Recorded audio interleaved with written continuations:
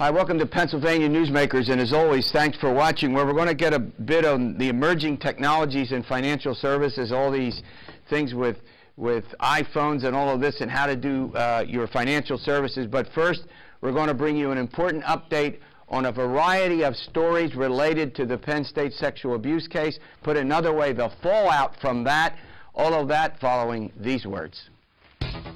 This is Pennsylvania Newsmakers, a fast-paced, unrehearsed weekly discussion with and about the leaders who shape your world. And now, here's your host, Terry Madonna.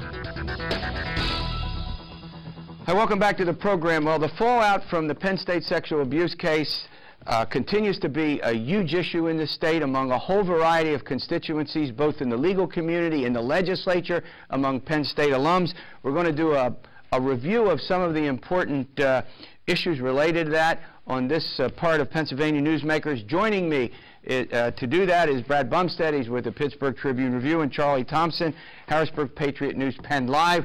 Both of these guys have written a lot of stories about the Penn State matter. Charlie, I want to turn to you first.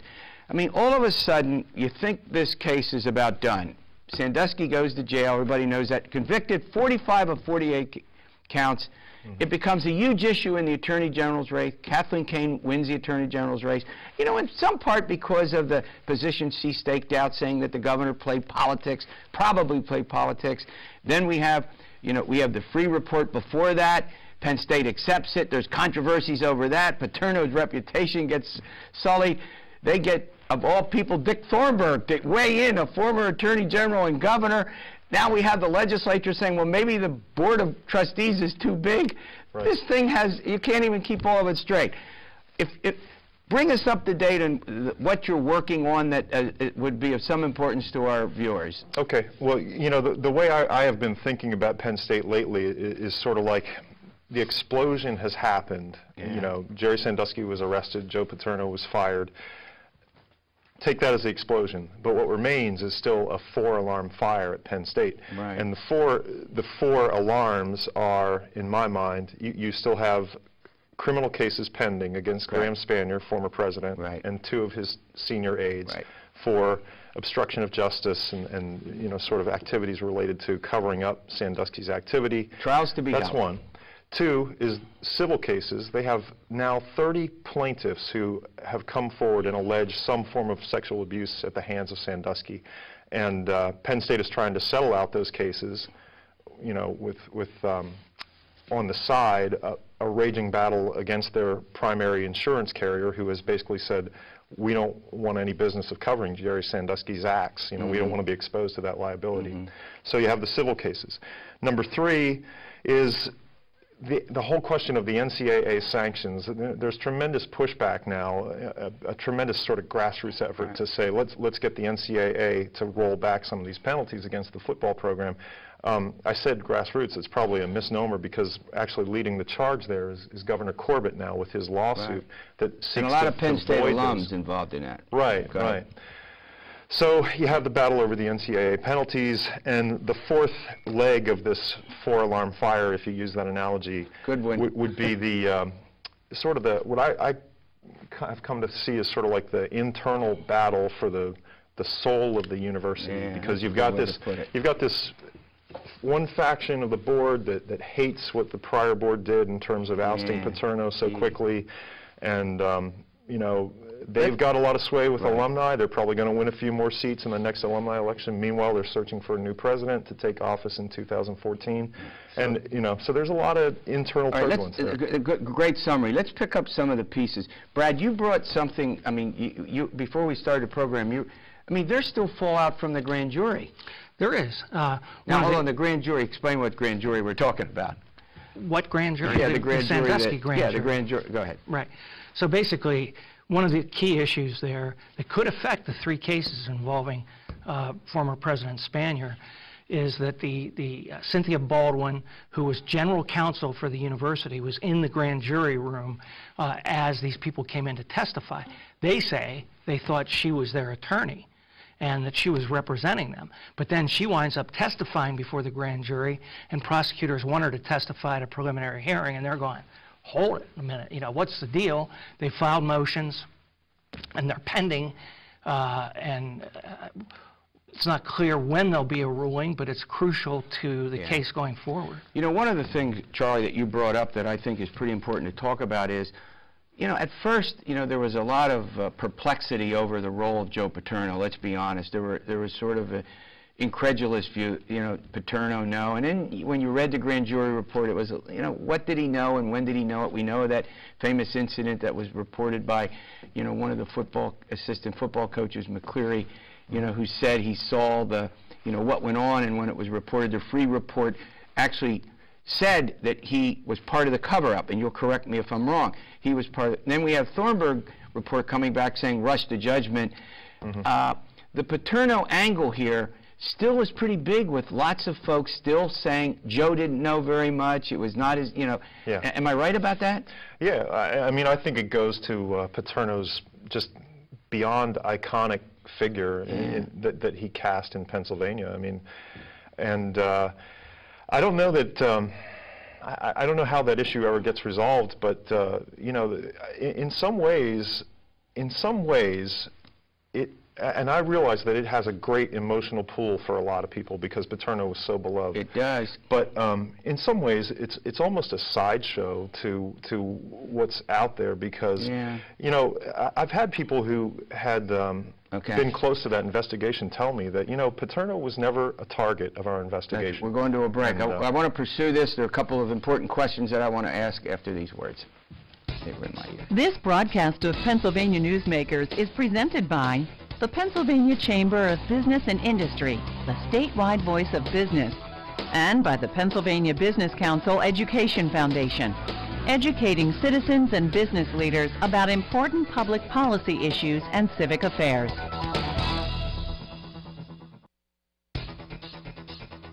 This broadcast of Pennsylvania Newsmakers is brought to you by BetterSaferRoads.com. To voice your support for safer highways and less traffic congestion, visit BetterSaferRoads.com. And by the Pennsylvania Manufacturers Association. Business in Pennsylvania is our business. Hi, welcome back to the program with Brad Bumsted and Charlie Thompson. Both are journalists. We're bringing you up to date on a whole variety of related activities to the fallout from the Jerry Sandusky sexual abuse conviction. Brad, there isn't any doubt that Kathleen Kane, in large part, won her election as Attorney General because of her criticism of the way in which the investigation and prosecution of Sandusky was handled by then Attorney General Tom Corbett. Bring us an update. Where does all that stand now? Well, I agree with the way you laid that out, although there were certainly other factors, being the first woman. And, no doubt about it. But it was the one driving force there that I think attracted people to her campaign, and in the end, she got more votes than President Obama in Pennsylvania. And I think it's about not only about Governor Corbett when he was Attorney General, why it took so long to investigate actually to bring charges against Sandusky, 33 months. But I think it's also to some Penn Staters about Paterno, where we talked about before. Is there any way to bring out the truth, the facts, what really happened there? So where it stands is that she has appointed a special deputy. They don't like to use the word special prosecutor from Widener Law School, who's come in to try to put this together. There's been no date certain as to when this will come out, but that's a huge thing behind the scenes that's going on right now. Yeah. All right, Charlie, shifting gears a bit, let's talk a little bit about the NCAA, the pushback, the acceptance of the NCAA, the acceptance of the free report. Critically, critically on accepting it, or let me put it this way, not critically accepting it by the university, now has come under criticism after the NCAA does these harsh penalties, which I polled on this, the voters of the state don't like. Where does that all stand? Well, I just did a story about that last week, just talking to people who have done a lot of work with the NCAA on legal cases and, athletic violations at other universities. And the consensus opinion is that as much as the NCAA and Mark Emmert, the president of the NCAA, is under fire now for problems internal and problems related to other investigations that they've done at like the University of Miami, where they essentially paid for some leaked information, you know, most people seem to feel like they don't see the NCAA voluntarily rolling back penalties on Penn State. Because the NCAA sort of feels like this is the place where we make our stand and we prove that, you know, that we have some moral fiber, and you know, it's also a fight for survival. I mean, they want to have dominion over college athletics, and they don't want to give that up. So the perception was if they get this consent decree and then a year and a half later they bargain it back, you know, to some lesser penalty. Then that'll happen in every. Nothing's ever final. All right, we're gonna run. We need to run to a break again. Yeah, I want to talk a little bit about the pushback in the legislature as a result of that. You know, we have Senator Corman, powerful chairman of the Senate Appropriation Committee, who happens to represent Penn State. Penn State sits in his senatorial district, saying there was a rush to judgment. We got, you know, the Governor Corbett's lawsuit saying it was a rush to judgment. So we've got a bunch of interesting angles to this that I think we need to talk about, and we will do that in a moment. This broadcast of Pennsylvania Newsmakers is brought to you by Pennsylvania Credit Union Association. Pennsylvania Credit Unions, where people are worth more than money. To find a credit union that is right for you, check out ibelong.org. And by the Energy Association of Pennsylvania, Pennsylvania's energy information source. This broadcast of Pennsylvania Newsmakers is presented by the State System of Higher Education, 14 state-owned universities. The state system is the largest provider of higher education in Pennsylvania. And by the Hospital and Health System Association of Pennsylvania, working towards a healthy Pennsylvania. Welcome back. We're doing a review of the fallout from the Jerry Sandusky, Penn State Jerry Sandusky sexual abuse case with Charlie Thompson and Brad Bumsted, two of the state's leading reporters. All right, Brad. So Governor Corbett's on the Penn State board. He initially accepts the free report, turns around a little later and files suit in federal court, and bring us up to date on where that stands. Well, the university and Governor Corbett had accepted the NCAA fines when they first came out, and fines and other penalties. Then 6 months later, Corbett files a suit and says, no, we want to get out from under these penalties. Key thing in a suit like this is whether the state has standing, meaning do they have the right to be in court to be suing this particular group. That's the key decision. If they get past that. Yeah, but Penn State gets not arguably, you know, a couple $100 million from the budget of the state. They're, quote, state-related. No question about it, but what about the NCAA? What right does the government of Pennsylvania have to do with that? I'm not sure. The other argument there, too, is as far as the NCAA, if somebody doesn't like the sanctions, they're terrible, they could drop out. Yeah, well, yeah, but I don't think Charlie has a big smile on his face. Well, it's hard for me. It's almost hard for me to imagine Penn State doing that. I think the university has, you know, more than 24 intercollegiate athletic programs. Yeah, it's not likely. You know, it's theoretical, but yeah. You know, all right, we have about 45 seconds. I want to ask you very quickly. Legislature's now starting to react to this. We hear from Jake Corman, I pointed out, who said they accepted this uncritically. We've got a hearing coming up in the legislature later this month, I think, on the Penn State board. Are you hearing more reaction out of the legislature in recent months? Brad, let me start with you. Only because of the passage of a bill by Senator Corman that would take the settlement money from the NCAA and try to maintain that all of that money should be spent in Pennsylvania, not go to other states. And legally, there may be difficulties with that. All right, they're telling me we got to go. We got to do our next update. Look, we'll have you guys back at next time we have some big moment that could be any day now, given all the complexity to it. All right, we'll be back We'll bring you up to date on all of these new technologies in the financial services that you use for our popular monthly financial literacy update time in a moment. This broadcast of Pennsylvania Newsmakers is presented by Highmark Blue Shield, changing the way health plans work for business with a variety of plan options for employers and more choices for employees. Information is available at highmark.com. Have a greater hand in your company's health. And by the Pennsylvania Healthcare Association, the future of long-term care. Hi, welcome back to the program. We're going to do this popular financial literacy update. Boy, this is a segment you don't want to miss on these emerging technologies. I want to say one thing. We are in real trouble when Mike Wishnow and Bob Marquette on the program are going to quote Bob Dylan.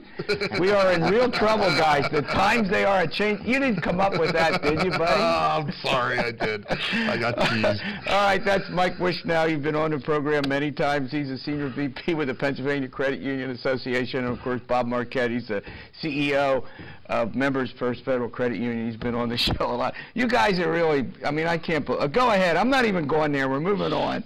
All right, Michael, I'm going to start with you. These emerging technologies, mobile banking, using your iPhone to make, I mean, this is pretty complicated stuff. What's the overall message before we get into the bits and pieces that you want to leave with folks? Well, the financial services industry is moving toward convenience. And despite our average age around this table, our younger folks, our children, and of course our grandchildren, will be using every kind of gizmo and gadget, and they want it quick, they want it now, and they want it safe. Right. And that's what the financial services industry is willing to deliver. Yeah. And you would say this is being driven by consumer demand. This is a consumer-oriented change, to put it that way? Absolutely. Consumers want convenience, and convenience is absolutely delivered on the internet and electronic services. Right. All right, I want to get into the bits and pieces of this. You know, talk a little bit about mobile banking and prepaid cards and get into the nitty-gritty of it, which you got to listen to because you're going to be using it, or someone in your family is going to be using it. But one of the concerns that we always hear raised are security, security, security. You know, we even have it with credit card fraud. You and I, you know, we've all talked about that. Well, how secure is this, and what? Frankly, these emerging technologies are probably more secure than anything else that we've done. As we progress, security is at the forefront. It's certainly more secure than walking around with a pocket full of cash or your check. Actually, the credit cards are pretty secure. Wouldn't you say, Bob? Yeah, absolutely. I mean, and there's consumer protections, too, written in the law. Yes, there's fraud, but the consumers are protected. I know with Visa and MasterCard, they have a zero liability policy for consumers. So they're protected. But it is a pain in you-know-what. You can spend hours trying to get the my wife just went through it again.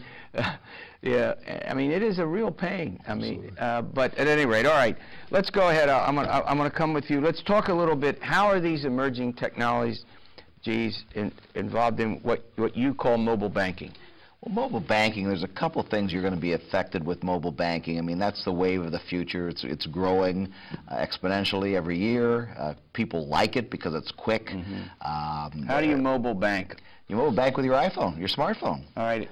I mean, go through it. Tell me how it works. You can check your balances, you can transfer funds, you can set up bill pay, you can take a picture of a check you receive and deposit in your account. I mean, it is slick. It's a lot faster than internet banking, and people really, really like it. Yeah. All right, prepaid cards. You get the next big chunk to deal with. Well, prepaid cards are becoming more and more prevalent in the marketplace for a number of reasons. One, they have the same security factors as a credit card would, but a parent, for example, could preload it with $50 for Junior to make sure that Junior only spends $50 on the card. Nice try on that one. Or $100, or whatever it is. Yeah, yeah. Well, once the prepaid card has reached its maximum, it's essentially out. Many of them are reloadable, right, Bob? Yes. And so, you know, you can give Junior $50 a month or whatever you want to do, but it's a way to sort of manage funds. All right, now here's a real Bob Dylan type question for you, since you guys brought this up. What is a digital wallet? Who wants to even explain that to me? I never heard that term before. A digital wallet? Come on! Digital wallet is a couple things. Number one, digital wallet allows you to set up notices that you can receive, so you're alerted to transactions that are occurring on your credit card or debit card. Also, it involves working with participating merchants that you give them a PIN number instead of your card, and that PIN number then is matched up to information that the credit card companies store, so the merchant never really gets the card. So it limits your exposure for fraud. Yeah, that's a pretty... And one of the things that Bob was talking about with respect to limiting fraud, if you use the digital wallet, I was just talking to a gentleman, he was at dinner, he used his Visa card, handed it to the waiter went and charged it. Before the waiter got back to the table with the credit card, he had an e-alert on his phone that there had been a charge. Now, if that charge was not a legitimate charge, then he immediately knows, he can immediately notify his financial institution, and he can become part of the fraud minimization program. Well, you get that. I mean, I noticed that, you know, we have a lot of different web addresses that we use to access, you know, not financial transactions, but sort of secure websites. And if it says, we'll send you a notice if somebody logs on from another computer, you know, or from an iPhone or whatever, and that's pretty neat too, because it tells you if you use a passcode to get into something. Again, I'm not talking about financial so it's literally along the same line, right? Well, absolutely. I mean, basically, and it's happening in the financial world too, right, Bob? Absolutely, absolutely. All right, I mean, we're using terms I've never heard before, perhaps you have out there, an EMV chip technology. Who wants to try that one on? Go ahead, Bob. EMV chip. Actually, EMV chip cards have been used in Europe for the past 10 years. Instead of having a mag stripe on the card like we have in our country, it actually has a chip embedded in the card that contains your information. Much more secure, much less prone to fraud issues. It's been used in Europe, like I said, for 10 years. We're moving that way in this country. By 2015, 2017, it's envisioned we will be there. It's a situation right now of getting the retailers and the merchants to buy the equipment necessary to handle those transactions through that technology. All right, before I let you guys go, before we end this segment, Mike, you're always talking to me about steps consumers can take to protect themselves. We have about 30 seconds. Give me the quick 3 or 4 things you want to do. Well, first of all, password protect your devices, your iPads, your iPhones, all that kind of stuff. Protect your card information like it was cash. Bob, you were the one that was talking about that this morning. What else would you say?